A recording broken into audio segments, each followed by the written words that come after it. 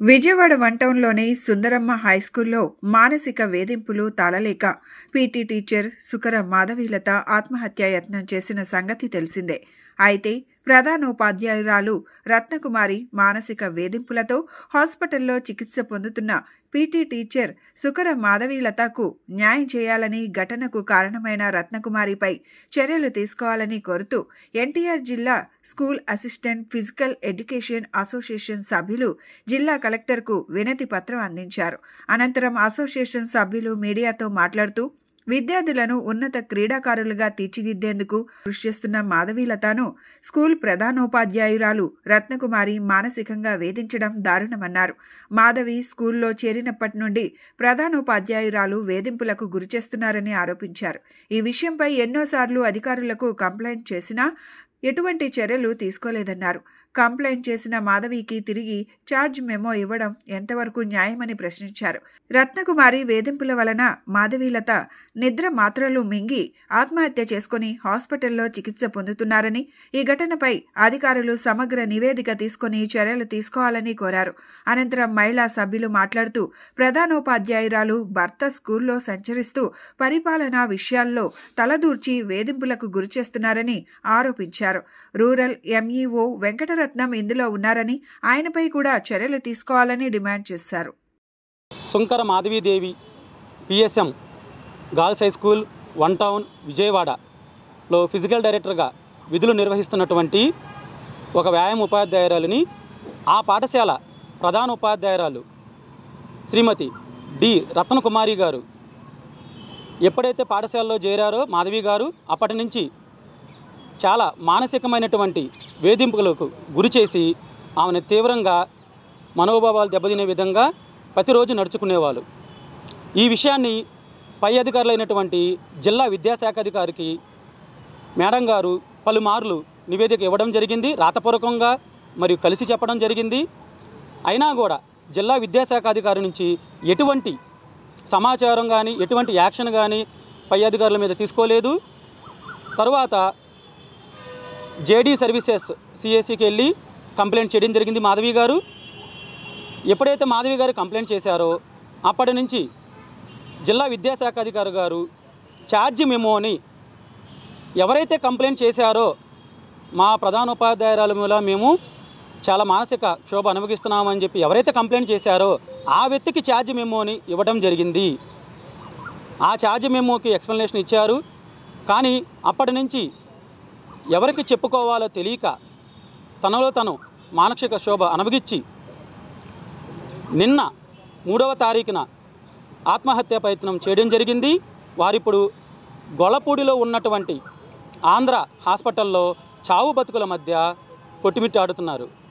మేము మా సంఘం తరపున జిల్లా అధికారి గారు చేసినటువంటి ఈ లేటు మూలాన ఒక ప్రాణం ఇప్పుడు ఒక ఉపాధ్యాయురాలు చాలా ఇబ్బందులు పడుతున్నారు. ఇలాంటి చర్యలు ఇంకెప్పుడు చేయరని ఆశిస్తూ జిల్లా విద్యాశాఖ అధికారి గారు అలాగే పై అధికారులు ఈ విషయం పైన సమగ్ర నివేదిక ఇచ్చి తీసుకొని ఎవరైతే ఈ వీరిలో పాల్గొన్నారో వాళ్ళందరిపైన చర్యలు తీసుకోవాలని కోరుకుంటున్నాం. మరి యొక్క ముఖ్య విషయం ఏంటంటే ఆ పాఠశాలలో ప్రధానోపాధ్యాయురాలు గారి యొక్క భర్త నిత్యము అక్కడే సంచరిస్తూ పరిపాలనటువంటి విషయాల్లో జోక్యం చేసుకొని చాలామంది ఉపాధ్యాయులను కూడా మానసిక క్షోభకు గురి చేయడం జరిగింది.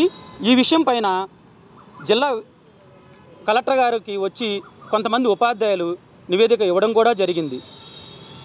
అలాగే ఈ చర్యలు ఇటువంటి ఇంకెప్పుడు జరగవని మా సంఘం తరపున మేము డిఈఓ గారికి తీసుకుంటూ జరపకూడదని, వెంకటరత్నం గారు ఇందుట్లో కీలక పాత్ర పోషించారనేటువంటి MEO association president Vijayawada rural MEO గారు వీటిలో కూడా కీలక పాత్ర పోషించారని సమాచారం ఉంది.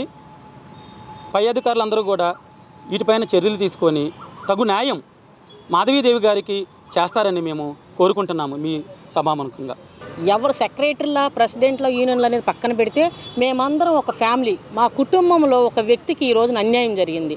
అన్యాయం అంటే నాకు తెలిసింది చెప్తానండి.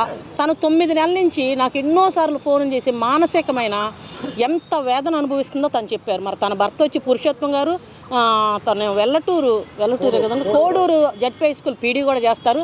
మేమందరం కలిసి ఉండేవాళ్ళం. ఒకసారి నేను 10th ఇన్విజిలేషన్ చేసినప్పుడు చెప్పారు, అక్క ఎంక్వైరీ వేయించాము, ఎంక్వైరీలో రిపోర్ట్ వచ్చింది, రిపోర్ట్ ఏంటని చెప్పమంటే ఎంఈఓ గారు దానికి సపోర్ట్ చేస్తూ ఆ రిపోర్ట్ని బయటకు రానియట్లేదు, నాకు న్యాయం చేయట్లా. ఒక సీఎల్ ఇవ్వమనిస్తే సీఎల్ చించేసి పక్కన పడితే నాకు ఎప్పుడు ఇచ్చావంటదా, ఒక ఆర్డర్ ఇస్తే నువ్వు నాకు ఎప్పుడు ఇచ్చావంటదా, నాన్నగారికి సీరియస్గా ఉంది, చావు బతుకుల మధ్య ఉన్నారు, నేనేనండి, మా అమ్మ కూడా లేదు అంటే నేను ఇవ్వను అంటదంట. అక్క నాకు బ్రతకాలనిపించట్లేదు. ఆమె ఎన్నోసార్లు నాకు చెప్పింది, నాన్న ఉద్యోగం కోసం మనం చనిపోవటం కాదు, నీకు 2 పిల్లలు ఉన్నారు, నీ ఫ్యామిలీ చూడంటే ఆ కాసేపు ఉంటారు. కానీ తను ఎంతో ఫ్రస్ట్రేషను ఫీల్ అవుతూ డిప్రెషన్కి వెళ్ళి ఏదో ఒక రోజు నేను ఉద్యోగాన్ని మానేస్తాను, నేనన్నా ఉండను, నాకు స్కూల్కి వెళ్ళాలంటే ఆందోళనకరంగా ఉంటుంది, నాకు ఎవరు న్యాయం చేస్తారు అంటే ఇలాంటి పని చేస్తుందని మేము ఎవరమైతే అనుకోలేదండి. లేకపోతే మా ఫ్యామిలీ మొత్తం వెళ్ళి సపోర్ట్గా ఏదన్నా ముందుగానే మేము తగు జాగ్రత్త తీసుకునేవాళ్ళం. ఇలా జరగటం చాలా బాధాకరం ఉంది. ఏదేమైనప్పటికీ ఆ మనిషికి న్యాయం జరగాలని మా మాధవి అందరిలో కలిసి మాతో పాటు మళ్ళీ ఉద్యోగం చేయాలని, తనకి తగిన న్యాయం చేయాలని మనస్ఫూర్తిగా కోరుకుంటూ మరి పై అధికారులు స్పందించాలని ఆశిస్తున్నామండి. అయితే నేను ఏ అసోసియేషన్ అన్నది కాదు, కానీ ఇక్కడ వ్యాయామ కుటుంబం మాదంతా కూడాను. జనరల్గా స్కూల్స్ అడ్మినిస్ట్రేషన్ అనగానే ఎవరు చెప్పినా కూడా HM and PD coordination and cooperation ఉంటేనే ఆ స్కూల్ సక్సెస్ఫుల్గా రన్ అవుతుందని ఎంపీలేంటి మంత్రులేంటి ఎవరు చెప్పినా సరే ఒక గుండెకాయ వంటిది అసలు అసెంబ్లీ అనేది. అది సక్సెస్ఫుల్గా నిర్వహించగలిగేది ఒక పీడీ మాత్రమే, సగర్వంగా చెప్పగలము. మేము కానీ హై స్కూల్లో మా బాధ్యతలు మేము సక్రమంగా నిర్వర్తించలేదంటే హై స్కూల్ అంత ఇండిసిప్లైన్. అది మొన్న మాకు విజయవాడ పార్లమెంట్ నియోజకవర్గ ఎంపీ గారైనటువంటి చిన్ని గారు కూడాను స్పోర్ట్స్ కిట్లు అందజేశారండి ప్రభుత్వం తరఫున ఆట అభివృద్ధి కోసమని. అక్కడ అంత పెద్ద మహాసభలో కూడా అంతమంది కూడుకున్నటువంటి సభలో కూడా హెచ్ఎంస్ అండ్ పీఈటీస్ అందరూ కూడా కూడుకున్నటువంటి దాంట్లో కూడాను హెచ్ఎంస్ అందరూ కూడాను పీఈడీలనే చాలా గొప్పగా మెచ్చుకున్నారు ఆయన. మరి అటువంటి క్యాపబిలిటీ ఉన్న మాకు మా మీద పెత్తనం చేయాల్సింది ఎవరంటే మా మీద వచ్చినటువంటి అధికారులు మాత్రమే, ఫ్యామిలీ మెంబర్స్ కాదు. మరి వాళ్ళ హస్బెండ్కి ఎటువంటి ఆధిపత్యం ఇచ్చారని దీన్ని బట్టి అర్థం చేసుకోవచ్చు. మరి ఈ విషయంలో మన అధికారులు, ఉన్నతాధికారులు, విద్యాశాఖ అధికారులు ముందుగానే తగు చర్యలు తీసుకొని ఉంటే ఈ రోజున అమ్మాయికి ఈ స్థితి వచ్చేది కాదు. వాళ్ళ ఫ్యామిలీ మెంబర్స్ అంతా సఫర్ అయ్యేవాళ్ళు కాదు. తనకి ఉన్నటువంటి పిల్లలు చాలా చిన్న పిల్లలు. నాకు తెలిసి నేను ఇందాక విన్నాను, ఒకళ్ళు 3rd క్లాస్, ఒకరు 5th క్లాస్ అంట. మరి వాళ్ళ పరిస్థితి ఏంటండి? ఈ రోజున దేవుడు దయ వల్ల అమ్మాయి కోలుకోగలుగుతుంది, చిన్న కోలుకుంటుంది అంటున్నారు. ఇప్పుడే ఇంకా సక్సెస్ఫుల్గా బయటకు రావాలని మేము మనస్ఫూర్తిగా ప్రార్థిస్తున్నాము. అయితే ఏదన్నా జరగరాని జరుగుంటే ఆ కుటుంబం ఎంత అన్యాయం అయితే ఒకసారి ఆలోచించుకోవాలి. కాబట్టి అధికారులు కూడా మా పక్షంగా మాకేదైనా బాధ కలిగితే అధికారుల దగ్గర మేము వెళ్తామే తప్ప స్వతహాగా మేము పీడీలు అంటే చాలా స్ట్రాంగ్ ఉంటామండి. మరి జిల్లా స్థాయిలో, రాష్ట్ర స్థాయిలో ఎన్నో రకాలటువంటి కార్యక్రమాల్లో మా వంతుగా మేము మా కర్తవ్య నిర్వహణ చేశాము. అందరితో మెప్పు పొందినటువంటి వాళ్ళమే. ప్రోత్సహించాలే తప్ప మమ్మల్ని ఎక్కడ కూడా డిస్కరేజ్ చేయకూడదు, చిన్న చూపుగా చూడకూడదు. మేము అనేవాళ్ళము వృత్తిలో నిబద్ధతతో చేసేవాళ్ళమే తప్ప అందరి ఇక్కడ వయసు తారతమ్య భేదాలు లేకుండా, ఆడ మగానే తేడా లేకుండా ఎంత టైం అయినా సరే సక్సెస్ఫుల్గా ఈ యొక్క ప్రోగ్రామ్ని మేము విజయవంతంగా నిర్వహించినటువంటి వ్యక్తులమండి మేము ఇక్కడ ఉన్నది కూడాను. తను అన్ని రకాలైనటువంటి కార్యక్రమాల్లో చాలా చక్కగా పాల్గొనే అమ్మాయి. మరి అంత స్ట్రాంగ్గా ఉండే ఫిజికల్ ఎడ్యుకేషన్ ఒక ఉపాధ్యాయురాలే అంత బలహీనపడింది మానసికంగా అంటే ఆ స్థాయి వాళ్ళు తీసుకున్నటువంటి చర్యలు ఎలా ఉన్నాయో ఒకసారి మనం ఊహించుకోవచ్చు. కాబట్టి ఇక ముందైనా సరే ఇటువంటి జరగకుండా తగు న్యాయం మా పక్షంగా మా వ్యాయామ కుటుంబానికి చెయ్యాలని, ఇక ముందు ఇలాంటి జరగకూడదని ఒక ఐక్యత భావం అందరిలో మెలిగేలాగా ఉన్నతాధికారులు తీసుకొస్తారని ఆశిస్తూ మరి ఇటువంటి అవకాశం ఇచ్చినటువంటి అందరికీ కూడాను నా హృదయపూర్వక ధన్యవాదాలు తెలియజేసుకుంటున్నాను.